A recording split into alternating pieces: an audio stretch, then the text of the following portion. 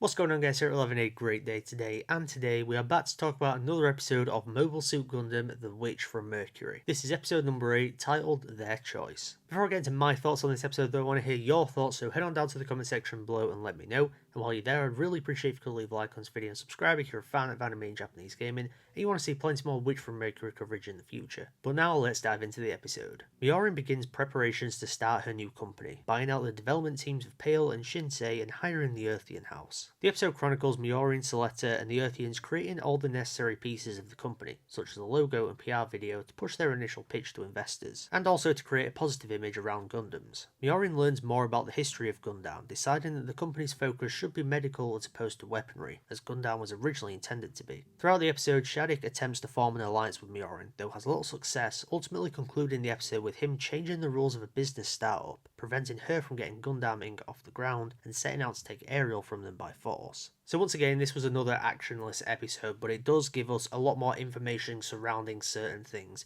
one of which being the history of Gundam, what it was created for, and that is mostly medical purposes. Now, it's not necessarily to do with like medicine that you would ingest, but it's more so to do with like prosthetics and things like that, to of course help people out, as we know from someone like Prospera, who has a robot arm, and of course we kind of saw that in the prologue as well. It's not about creating weapons, it is about helping society as a whole. Now, of course, this is still a Gundam series, and naturally that is going to eventually go towards like a more war scenario, and that brings me to, I guess, what this episode is really going for, and it's saying that yes, they are aiming to use this for medical purposes.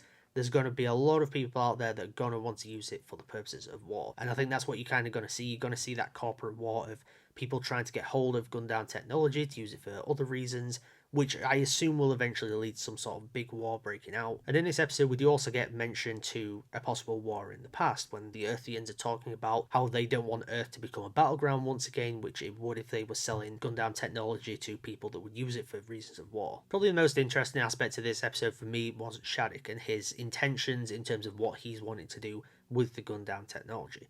Much like every, young character in this series, whether it's Miorine, whether it's Suletta, whether it's Guel, whether it's anyone else, they're all trying to break free of their parents' desires and their parents' ideals as well. The difference with Shaddiq compared to all the other characters is that he is sort of wanting to take things that his father's doing to that next level. He's wanting to use Gundam technology where his father is not, but it seems like he's wanting to use it for the purpose of war, and for possibly negative purposes that maybe he sees as a good thing. As Miorine does say in this episode, he is willing to do whatever it takes to further the things that he wants to do. In this case, it is to use his Gundam technology for whatever reasons, maybe make a lot of money, who knows what his actual motivations are, but either way, he's wanting to try and buy out this company, he's wanting to take ownership of it, and he's not getting his way there, which I said, throughout the episode, he's trying to convince Miorine to form an alliance or hand the company over to him in exchange for whatever it was. And when she ultimately declines him, like maybe 3 times throughout this episode, he's gonna take Ariel by force. He's trying to change the rules to stop her from doing what she's wanting to do. And that's where I think he's ultimately going to give rise to the true villain of the series. I do think that Shaddiq is going to be the main antagonist, really, of this series, as evident by the fact that he sort of looks a bit like Shara in a way. He's got the blonde hair. That's probably the only comparison you can really make, but